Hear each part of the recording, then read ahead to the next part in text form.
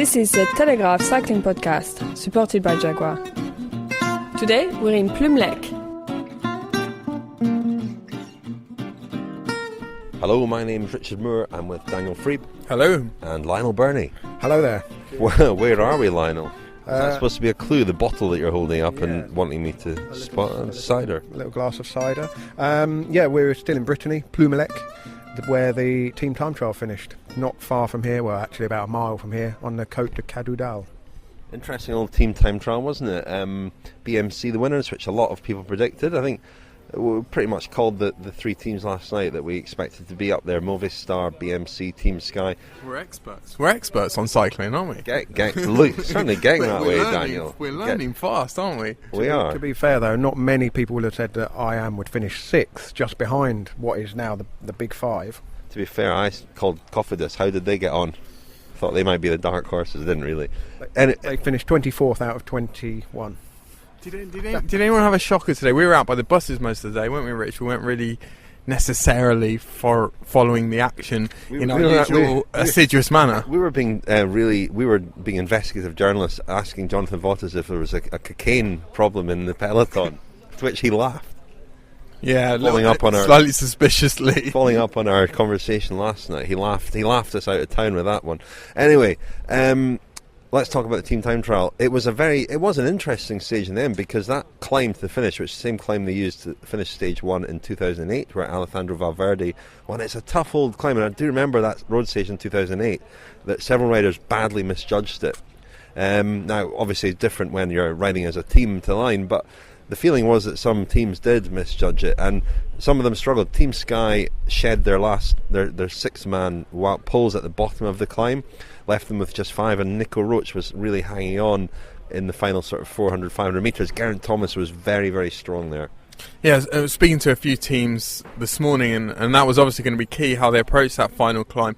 And Jonathan Vaughters, actually, the Cannondale, as we call them on our podcast, Garmin Cannondale, talked about how pretty much every Cannondale-Garmin. Yeah, one of those.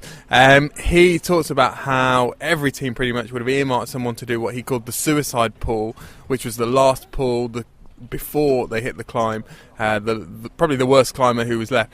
And Mark Cavendish did it for Essex. Quick7 went slightly too fast for them. Tell us what Cavendish said, Daniel. Well, he was slightly aggrieved, because I think some of his teammates has suggested that he spend quite a lot of today's team time trial at the back of the line, or didn't come through for too many pulls. Of course, Cavendish has an incredible record in team time trials, and he thought he could have contributed a lot more today, but he was under orders not to do too much.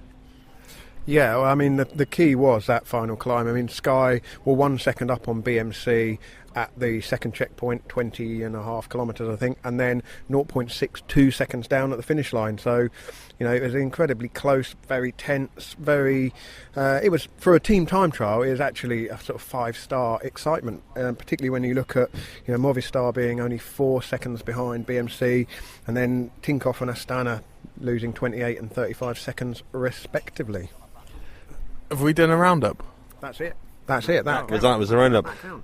What about the big four, Lionel? Tejay Van Garderen afterwards in his press conference was a little bit aggrieved at all this talk of the Fab Four. I got the impression that this has got under his skin a little bit. Did anyone look up what the big five? So Chira talked yesterday. Was it the big four or the big five? The animals in the Kruger. We talked about that, didn't we? Afterwards, elephants, tigers. We were assigning each of these. So Nibali's the lion, the big sort of docile lion. Chris Froome's the giraffe. Does that count? The big Contador's a tiger. What's Quintana? The elephant in the room, perhaps. I don't know. No, I don't see elephant and think Nairo Quintana. No. Not entirely sure. Like a sort of meerkat, maybe.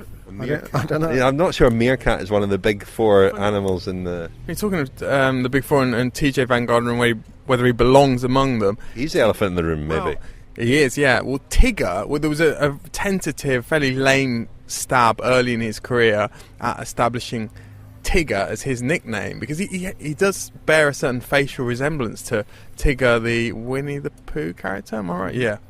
Anyway, well, let's do the big four, and Van Garderen could quite rightly feel aggrieved. But to be fair, he's not been part of this sort of 2-year journey. He's never won a Grand Tour, as he pointed out. Exactly, yeah. So, Chris Froome still leading the Big 4 GC. Contador now 103 back. Quintana 159 and Nibali 222. Starting to look like a lot of time to take back in the mountains there. Starting to look ragged, didn't they? Yeah, partly because Nibali was going very well. Certainly early in the stage, there was a real feeling at Astana tonight that he'd recovered. But yeah, they were looking slightly ragged when you consider they've got some big guys on that team, some big engines, and they did sort of fall apart. They've had some problems in the last few days with Scarponi being ill. But it's certainly not been a particularly good week for them, has it? Speaking of big engines, the Team Sky were quite delayed getting back to the team bus after the stage. We were waiting for them to appear, and finally a van arrived. It was actually the broom wagon, the Voiture Balai, and it appeared, and it dispensed the Team Sky team, who trotted out of the broom wagon without their bikes. Their bikes had been taken away for scanning, for tests, for hidden motors. So they were bikeless, which left them in a bit of a pickle because they do their warm down at the team bus. The turbo trainers were all lined up, ready to be set up. There were no bikes, so there was some bit of frantic. Just while they've got so many staff that they were able to go and grab spare bikes, put them on the turbo trainers, and carry on with their warm down. A little hiccup there in the Team Sky post-race. Now, we spoke to Alex Dowsett, didn't we, Lionel? Both of us interviewed Alex Dowsett separately. So let's hear from Alex Dowsett, who was a member of the Movistar team. One of the main reasons for him being picked for the Tour, you would imagine, was for today's stage. But he's been battling the injury that he sustained on the cobbled stage. He's hurt his arm quite badly, and it's left him below par. So he was very disappointed when we spoke to him. Obviously been battling the injury that you picked up. Was it frustrating not to feel that you were perhaps at your best? Or incredibly frustrating to lose by that little as well. I know that if I'd been firing all cylinders, we'd have won that. It's incredible how close the race was between the strongest teams. The margins are tiny, aren't they? Yeah, I mean, I haven't seen any other gaps other than us to BMC, but you know, it's when you're that close to a stage when, you know, it's great that we've pulled back some time for Nairo and Valverde. How was Quintana going? What's your assessment of his form and fitness? Oh, he was super. He was really good. All the boys were really strong. I can't take hardly any credit for that result today at all. It was all them. Well, you've got a rest now, Alex. Hopefully you'll recover properly, fully. Yeah, I might have to. Elbow's still open. I might have to go back to hospital, have it opened up, cleaned out, and stitched again. So, simple question: how did it go today? For the team, we rode well. Boys were incredible. For me personally, not great at all. Just didn't have it. I couldn't recover from the efforts. It's an extension of what I've lacked since the accident. Pretty horrible situation to be in when you're the weak link in the team and the team loses by 3 or 4 seconds. In terms of like how the team have been with you after the stage, I mean, do you feel like people are looking at you, or are they understanding that you've had a bad accident? Yeah, they can see the hole in my arm in the shower. It's just a horrible scenario, really. You know, I know if I'd been firing all cylinders, we would have won today. That would have made the difference, you know. Yeah. And the Tour de France is hard enough without a hole in your elbow. Yeah, it's brutal. It's brutal. Wow. You are listening to the Telegraph Cycling Podcast, supported by Jaguar, with Richard Moore, Lionel Birnie and Daniel Friebe. Yeah, Alex Dowsett there, sounding despondent and really looking pretty despondent. When I spoke to him, he was eating his recovery meal of sort of rice in a plastic container. Never looks terribly appetising, that, when you see the riders eating their post-race food. And I said, you know, they all the riders, the Movistar riders, got up to go and get on the bus to go to the airport to fly down to Po. And Alex's body language, you know, it's difficult because you basically feel sorry for somebody on a human level. And I said, as you heard in there, I said, what's the attitude from the rest of the team? Because it must be a horrible place to be when you know you're the one that's just not able to produce what you're there to produce. And especially Alex Dowsett, who does seem like a bit of an outsider in that team, and will have to. He'd be very anxious to fit in and be a working component. Just again they were set up in a field, all the team camper vans, mainly 1 or 2 team buses, close to the finish. And the Movistar riders, interesting, Movistar didn't have any set up there at all. No. The Movistar riders all got back there before any of the team vehicles, and they were standing around in a field looking for their support vehicles. It was quite odd. Wow. Well, and it can be, as you mentioned, Lionel, it can be a tough day mentally for a lot of guys who don't feel as though they're contributing enough. In BMC, I know there were a couple of their guys before the stage who were very worried about just being able to hold on to Rowan Dennis's wheel, that they thought that he might give them the rest of the team a very tough time today. But other riders in a similar boat to Alex Dowsett, Adam Hansen has had a horrible time the last few days. He hurt his shoulder very, very badly in stage 2. I was talking to him after the finish. He actually rode his normal bike today, couldn't actually ride a time trial bike, but I was talking to him after the finish. He said in the last few days he hasn't even been able to reach for bottles out of the team car because his shoulder is so bad. He hasn't even been able to push his leader off when he's been stopped with his leader and getting bottles and so forth. And Laurens ten Dam is another one who's been riding with a nasty injury from those crashes that was a crash on stage 3, and I saw him in the aforementioned field, Richard, and he was inconsolable after the finish, and again he would have liked to have contributed much more today and just couldn't do it.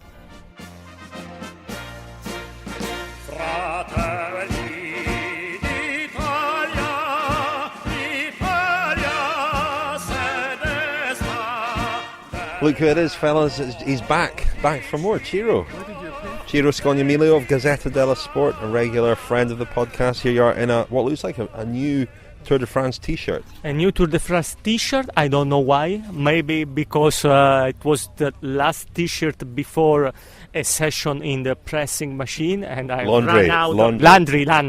Pressing is French, Richard. No, but I was thinking not about the Tour de France as usual, but about our meeting. And Richard, if I had to choose between a meeting with you and our listeners and a meeting, for example, with the Queen Elizabeth II, I will choose our podcast. Well, that's probably not a choice you're going to have to make at any point, Ciro. Ciro, what have you been up to today? What do you do on a team time trial day? Were you just hanging around the Astana bus waiting for Vincenzo Nibali to come back? Richard, I see that you know my destiny better than me. And yes, I had the possibility to stay a lot with Vincenzo today because they were waiting the bus for a long transfer of today.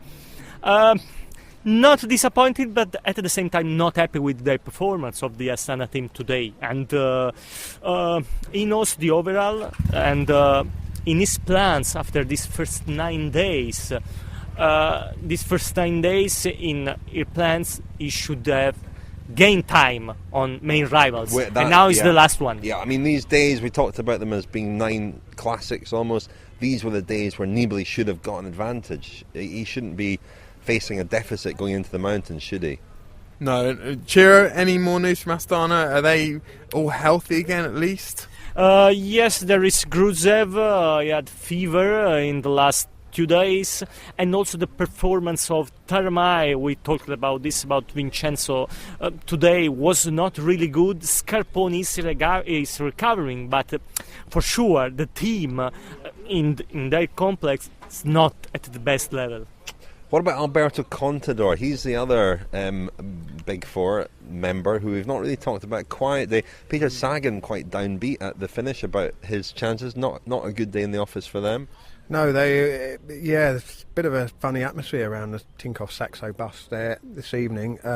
Contador facial expression didn't look the best, and he was sort of waving away fans as they were coming to try and get autographs. Quite a lot of fans managed to get into that compound there.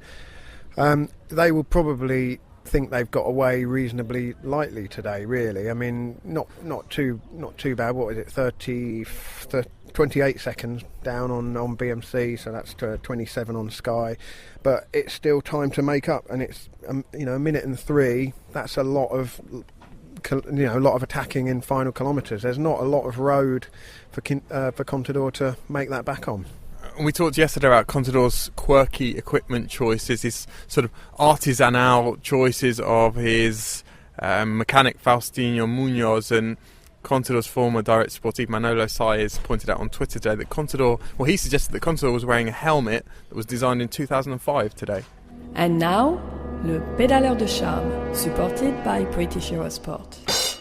Okay, time for the British Eurosport supported Pédaleur de Charme award. Now today's winner, it's quite difficult award to make on the day of a team time trial really. Perhaps a few candidates. Did you spot any Pédaleurs de Charme today? Ciro? Manuel Quinziato is my name, but in Gazette... BMC rider. Exactly. He won the time trial with his teammates.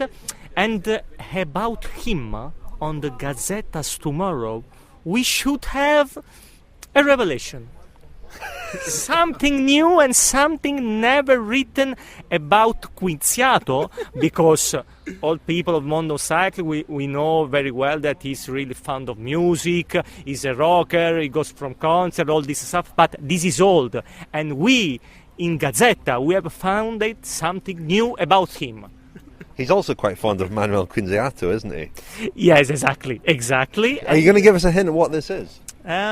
It's not something about the bike.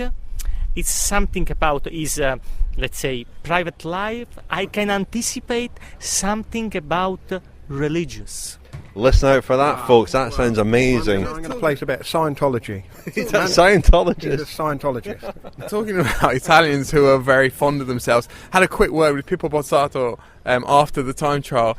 And he had his shell suit on, he'd finished his time trial, and he went around the whole Lampre staff, this was about an hour after his time trial, thanking them and saying goodbye. And I interpreted this as a sure signal that Pozzato was leaving the tour tonight, probably leaving cycling forever.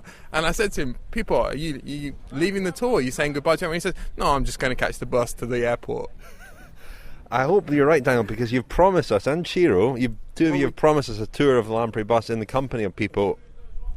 Yeah, well, we spoke to him about that this evening, and he's well up for it. Great, look forward to that. That'll come maybe in week 2.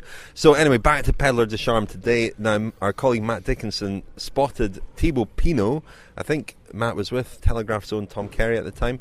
He spotted Thibaut Pinot stopping and giving some of his race numbers basically to some young fans. He stopped after the team time trial in some distress, as they all are, and gifted his race numbers to a young fan, which is a very nice thing to do.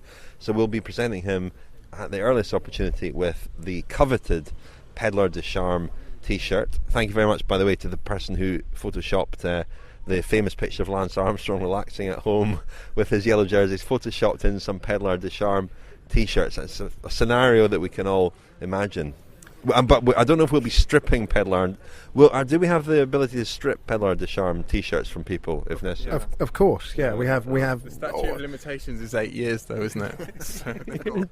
Cool. But I was thinking, Richard, in the future, there could be space for a journalist of the Charme, or not? Have you ever thought about? No, never thought about that really, Ciro. It's not. It's not something that springs readily to mind. Any other? You were at the finish today, Lionel. Did you speak to any riders there? Not actually down at the finish. They came through the line there and then came up to this compound at the top of the hill here, or the other side of the village. But first observation really was that Orica Green Edge were really just getting through the day. They're down to 6 riders. Michael Matthews is probably the most bashed up rider in the race, probably along with Adam Hansen. He's got cracked ribs and suffering on, but said yesterday that he was staying to just get through the team time trial, just not to leave them with 5 on the start line. But actually, speaking to Shane Bannon, they're hoping he's going to recover and be some use and perhaps getting breaks in the middle week or perhaps the third week. So, but he again still doesn't look comfortable. He's suffering, and they rode round at a really leisurely pace and were last. I say leisurely pace. I mean, it was still a hard effort. It's all relative. It's all relative, exactly. But there was that time in Montpellier, Daniel, when you and I overtook the Lotto team on our folding bikes. Yeah, well, but but then coming back into here, I'm caught up with Andre Greipel, who's had a stellar first week, hasn't he? 2 stage wins, 7 days in the green jersey. But of course, the most coveted award was that he won the Pedaleur de Charme, the news of which I broke to him today and promised that we would deliver his T-shirt one morning next week. Yeah, 2 stage wins, 7 days in the green jersey. I think we can be proud of it.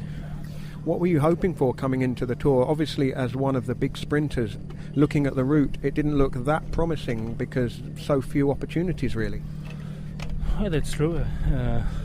But we were focused from the start till the end of the sprint week, I would say. And the team worked really well to make it happen. And I won 2 stages out of 3. In the third one I was second, so I think it's a quite good sprinter week. It's been very nervous as well, particularly that day in the Netherlands with terrible weather. Is it possible to say which of your 2 victories is your favourite? Everybody, all the victories are good ones. So it's the Tour de France. I'm here. I was here to win sprints. Doesn't matter if it's in a group of 20. I'm good in the crosswinds, and we have a strong team also to go in the crosswinds. And I think the team showed again how important the team is, and so every victory was a team victory. And is the green jersey a big objective for you? Peter Sagan is very versatile and can pick up points on some hillier days, but do you still think you're in with a shout? I mean, everybody could see. Doesn't matter uphill, sprint, intermediate sprints. It's just intermediate sprints for me now to grab some points. And the rest will be hard to have a bunch sprint until Paris. And finally, the day that Mark Cavendish won, he was very keen to point out that you had not closed the door on him in the sprint. You allowed him to come through. Was that a deliberate thing? Were you aware of where Mark Cavendish was in that final? Well, actually, I was. I saw Peter Sagan on my wheel. I didn't see Cav, and at the end I was not sure on the right side because I saw the lead-out guy from Christoph let a gap for Christoph to go in between him and the fence. So I just passed the lead-out guy, and I was thinking to go right, but I was not sure if there's somebody. So it was just a thing to stay fair, to keep my line. And I think he had obviously the luck that I didn't pass over to go over because this is not my kind of thing I like to do, to put somebody in the barrier, even if it was Christoph of Kev. Well, every day we award a T-shirt to the winner of our Pedaleur de Charme competition for someone who's done some particularly charming pedalling. And we awarded you the competition that day, so we must give you your T-shirt at the start one morning. Okay, thank you. So we'll come and find you. Okay, thank you. Okay, we heard from Andre Greipel there. We've still got Ciro with us, but I think you've got to head off, Ciro. Yes, Richard, 450 Ks to do for me on the highway tonight, but with you, Lionel, Daniel, and on our listeners, in my mind, will be easier.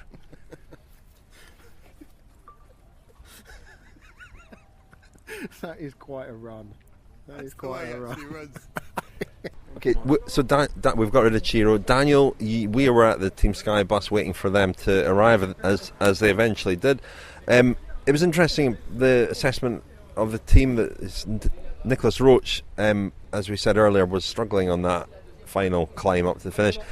Apparently they were surprised that he was still there. They expected him to be dropped a little bit earlier. Peter Kennaugh is a worry. His form is not quite what they would like it to be. I'm not sure if there's something wrong with him, but he was somebody who really should have been there at the finish in normal circumstances. And I think you had a chat with their DS, Nicolas Portal. I did. I mean, Kennaugh, this has been the concern about Kennaugh, hasn't it? He's very, very strong most of the time, but in previous Grand Tours that he's ridden, he has had the odd bad day. Today was one of them. it looked that way, and certainly that was what Nicolas Portal thought, and he said they were going to investigate the causes of that over the next few hours. So here's Nicolas Portal speaking to me after the finish today in Plumelec. Everybody's quite happy, to be honest, and then we are like a really hard competitor, and racer. So yeah, lost for just less than 1 second. It's always a shame. It's team effort. So it's not only one person, and it will be great for the guys to win. But I think they're going to be proud now. They know they can be good on mountain. They know they can be good on a crosswinds, and they know now they are really good also on the team time trial. So they are pretty solid. And the last climb today, you obviously had a plan for the last climb. Every team did. Did they respect that plan? Was it exactly as you wanted it to go on that last climb? Yeah, I think so. Pete was, I don't know what's happened. I think he was just a little bit tired. I don't know what's happened. We need to talk with him. It's strange because he's a really good time trialer. He was one of our key riders. Yeah, but I don't know what's happened with Pete. It's nothing major, but it's strange for him. And the other guys? Yeah, really good. I mean, all of them was brilliant. Wout he's not this kind of effort. He's a pure climber and he's quite skinny. It's not this kind of his type of stage for him, and he just did a really good time trial. He bring a lot, especially until the bottom of the last climb. He didn't stand out. I'm quite impressed. Almost on top of the second last climb he was with the guys. It's still 51 km/h on the rolling road, so he's a tall guy like this. It's pretty impressive, and all of them was pretty good. Seems like Froome, Richie was super strong. Jay also. Leo, just thinking now, they was all very great. Follow us on Twitter at cycling_podcast or on our website, thecyclingpodcast.com. So we heard there from the French director sportif at Team Sky, Nicolas Portal. A little reminder of our rest day treat for friends of the Cycling Podcast. Sign up at thecyclingpodcast.com for £5. An exclusive Team Sky special. Lionel and I went to the Team Sky Hotel the other evening, Friday evening I think it was, in Rennes, and we spoke to Dave Brailsford and Chris Froome at the end of the first week of the tour. We spoke to Brailsford on his own motorhome, and he spent a lot of time talking about his motorhome, and we spoke to Chris Froome in very relaxed form and fashion. Why are you looking like that, Daniel? Well, one thing, why was I not invited? You had other things on. You were staying elsewhere. I didn't get the invitation. Anyway, motorhomes. You mentioned motorhomes. Got a bit of news on that. There's been more beef. There's been more controversy about the huge fleet of Sky vehicles that they take to the hotels every night. Lotto, NL, Jumbo, the latest team. Jumbo, the latest. Brilliant. Team. Lionel corrects Daniel's pronunciation. This is a historic moment. Anyway. They're the latest team to take exception to Sky, moving in with all of their furniture, with all of their infrastructure. Sorry, and I got a bit more background information about what led to the ban that the UCI announced before the Tour de France on the motorhomes, and the idea that riders were going to sleep in the motorhomes, which was Sky's intention originally. So the CPA, the Riders Union, had a meeting, I'm led to believe in June. Sky were not represented at that meeting because their representative usually is Bernhard Eisel, and he was racing at the time of the Tour of Switzerland, so Sky couldn't go to the meeting, and the Riders Union themselves, who have a seat on the UCI management committee, voted or decided that they were going to recommend a ban on the motorhomes, and in this motion, this idea was subsequently taken to the UCI management committee, and they voted to impose this rule. So no motorhomes. It's very interesting. I mean, Dave Brailsford does talk about this.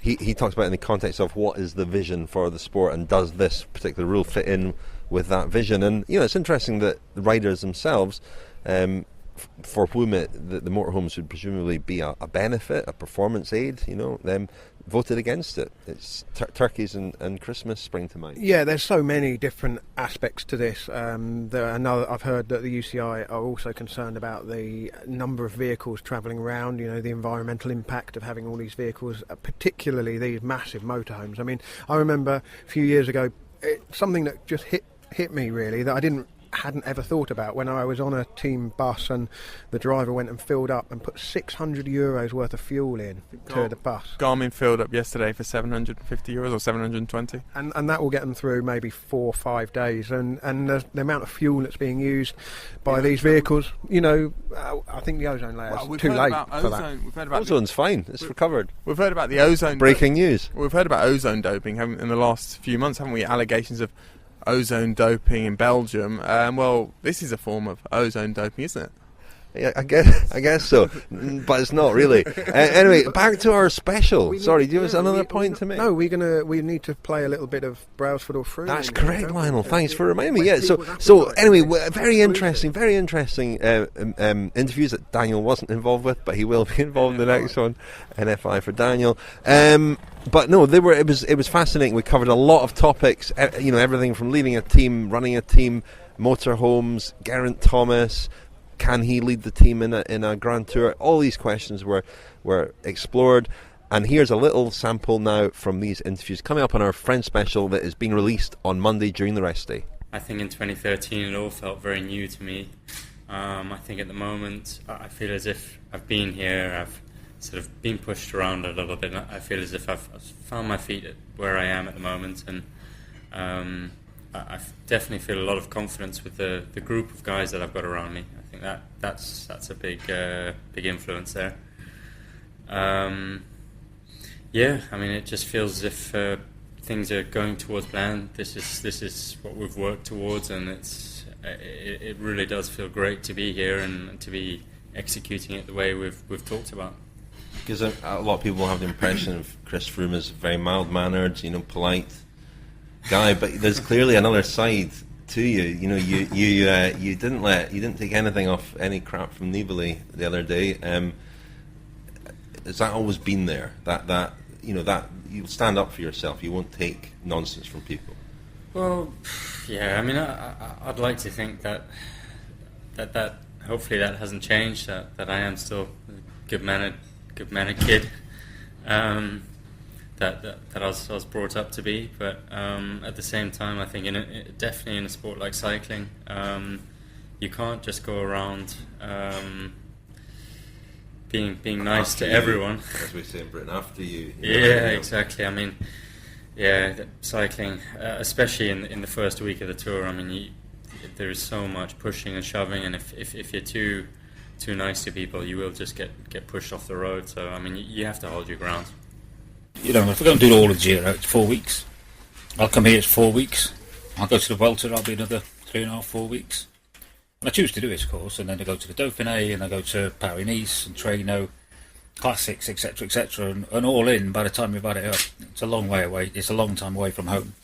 And, which I don't mind, not an issue with, but what I found is I'm not very productive. When I'm on the road, I'm not anywhere near as productive as when I'm at home. And because of what we do, I can't really just forget everything that's going off bike, as it were, and just concentrate on this. So I've got to be doing both at the same time. So obviously, when I'm at home or when I've got other meetings to do, I can lean more towards that side, and then when I'm on a race, I lean more towards the race. But ultimately, it's just I thought, well, I've got to improve my productivity. So I thought if I create an environment where overnight I can actually sit and work, and I've got a similar type of little office set up here that I've got at home. So if I want to look at, do anything with spreadsheets or whatever, I can just hook it up. I've got just hook it onto my screen here and off I go. And I found actually that being in the same place, I feel, I don't know, I feel like a little bit more homely, and I'm more productive. So that's one of the reasons I decided to do it, really. Is it obviously the UCI after the Giro decided to outlaw them for riders? Is that a frustration because presumably Chris Froome would have been in one of these? He would, yeah, and it is a frustration in a way because I think ultimately we're here at the hotel here. There's 2 teams. There's a lot of vehicles here. And really, honestly, what is the difference between sleeping there in 5 yards away in a car park or sleeping there? And we were in a hotel the other night, which was a budget hotel, no air conditioning, 2-star, And it's not that I'm complaining about 2-star hotels and 2-star hotels. Not a problem. It's not an issue. But if you're sleeping on the floor with no air conditioning and you're the top of your sport, these are the Ronaldos, the Messis, and I know the logistical challenge that's involved with everything. Totally get it. However, I do think in this day and age we could think a little bit more about the riders' performance. When if you think about it in that sense, then you would start thinking about, can we get them to sleep optimally? Can we help them recover, etc., etc., etc., and give them the best possible, scenario for doing that? Then use latest thinking in science and technology. Okay, that was a little teaser for our friend special at thecyclingpodcast.com. That'll be available Monday. There's also a little gallery of photos going up on our website, thecyclingpodcast.com. It's in the latest episodes section, gallery of photos by our friend Simon Gill. Also, Kilometre Zero restarts on Monday. We have a special with Seb Piquet, the voice of Radio Tour. Please keep the noise down over there. Thank you very much. And Kilometre Zero, Monday to Friday, 10 a.m. British time. A little sideways glance at the tour. We've got some really good ones coming up this week, actually. We're quite pleased. Probably, arguably, the best one yet is coming. Oh, the Crashes one, Daniel's one. He's been working on this a long time, like 3 years. It's going to be great. There's some good ones, though. We're quite pleased with the shows that we've got coming up this week on Kilometre Zero. Thanks very much for all your very nice feedback on those new shows. Finally, let's look ahead to the Pyrenees, shall we? That's where we're headed tonight. We're going to have a long drive, all of us. How long is it, Lionel? Well, it's about 3 hours tonight and then another 4 hours tomorrow morning. Oh, it's a long time, isn't it, for you to drive and me to sit reclining in the passenger seat? I don't think that's how it's going to work. I think we're going to share the driving, Richard, and that's how a team works. Is there not some kind of button we can press on our Jaguar to just wake us up if there are any hazards ahead? There is, more or less. I mean, the cruise control is incredible. It's got a sort of intuitive thing that slows the car down automatically when you're coming up behind another vehicle. So. This isn't an advert, folks, but I discovered another feature of the car today when I accidentally locked the key in the boot, and the boot refused to shut. It just sprung. It popped open again. Once I pressed the boot closing button on the boot, it just sprung up again. Too late to audition for Top Gear, Richard. They've already assigned the there's still a few spots available, I think. You've got a touch of the Jeremy Clarksons about you, actually. Oh, for it. Daniel, you've got the hair. Yeah. Come on, let's go. Yeah. Okay, the Pyrenees. So, the Pyrenees, well, I spoke to Daniel Martin of the Cannondale team, Garmin. I can't actually say it now. Garmin. The Cannondale-Garmin team after the finish. Today, the team time trial, touched briefly on that, but of course, the big 3 Pyrenean stages, probably all opportunities to some extent for Dan Martin, but most of all, it's an area of France that he loves. He's had a lot of success there. He won the Route du Sud there. He used to go on holiday there as a child, and he won a stage of the Tour de France in the Pyrenees. So a little preview here from Daniel Martin of the 3 big Pyrenean stages coming next week. It's just a horrible little finish, the nature of team time trialing is that whether you're a climber or a flat guy, everybody has to finish empty, and and if you do, you've everybody's done their job, done their best, so it's we all finished with jelly legs, so I think we went as fast as we could. Nathan's been a bit sick the last few days, so we basically started with 7 riders. So to do the time we did with just 7 riders, we think we did the best we could. So we got to be happy. And happy with the first week, you personally. There were 2 very good finishes for you. You performed really well. Didn't get perhaps the stage win that you would have dreamed of. Yeah, obviously I went into them thinking of it at the stage, especially yesterday. I kind of knew the Muir. Joachim's always being really good up there. Maybe a bit too steep for me, but yeah, the Muir de Bretagne was definitely one that had my name on it, and the team believed in me and rode for me, and we almost got it. I just couldn't get out. I got stuck on the barriers and just couldn't get out, and a bit disappointed with that. But then again, I did hide. I was out of the wind and in shelter, and so obviously benefited from that too. So yeah, who knows if I could have followed Willemars, but yeah, to get second on the stage is still it shows a good progression. It's we're in the right place, and hopefully we can turn the turn that lineage into the first next. And what legs have you brought to the tour? You brought sort of punchy Muir de Bretagne, Muir de Huy legs, or have you brought climbing legs? I hope climbing legs. I haven't really focused at all on I normally going into the Ardennes. I'm probably a kilo kilo heavier muscle-wise and do a bit more explosive, or a lot more explosive training, where I haven't really done any this building up to the tour. So yeah, I was pleasantly surprised how good I felt on both the steep climbs. I think it's just my natural ability on the steeper stuff, on the shorter stuff. So yeah, I'm hoping that the longer climb legs, but obviously it's always a bit of an unknown when you hit the Pyrenees, or the first mountains, because last time I did a mountain was 2.5 weeks ago. It's the same for everybody here, you know. We've raced on the flat for 10 days. Longest climb we've done is 2k long, and the 4 or 5 days before in Holland, and then as well obviously the taper before leaving for Holland too. So yeah, it's been 2.5 weeks since anybody's done a threshold effort or gone that hard in the heat, and also on the climb. So the first climb is always a bit of an unknown, but hopefully my legs will show up, you know. And we're arriving in sort of fertile hunting ground for you. You won a stage in the Pyrenees before. You used to go there on holiday when you were a kid. You should know most of these climbs. So we've got the 3 big mountain stages now coming in the Pyrenees. We've got Pièce Saint-Martin, Courtrai and Plateau de Bay. Can you just give us a quick word on each of them? I don't know Pièce Saint-Martin. That's the first one. So, and Andrew's seen it. Then we got a video and stuff. So we do have a bit of knowledge of how the climb is, and so yeah. I mean, again, it's a bit of an unknown, that first climb, and then I think you're definitely going to get into your rhythm the second stage to Courtrai. It's definitely a typical Pyrenean stage. I think there's more chance of a breakaway going to the finish maybe, because the lesser hard last climb, and then the GC will definitely be a lot more defined after Pièce Saint-Martin. And then I do know Courtrai. I think I did a TT up there in the Route du Sud in 2008. So yeah, I've got and I also we went there on holiday, so I know the climbs around there and Courtrai. And then Plateau de Bay, I went and trained there. When I was up in Andorra, we went and pre-rode the climb with Andrew, you know, and it's a hard climb. I mean that's what's special about all the climbs in the Pièce Saint-Martin, Plateau de Bay, and then they're 15-16 kilometres long and 7-8% average, and that's a long time to be climbing. He's talking 45-50 minutes, and yeah, it's especially, as I say, after the week of riding on the flat, and also it's looking like it's going to be the low 30 degrees, 32, 33 degrees Celsius, and that's really going to be a killer, I think, after being up north for so long.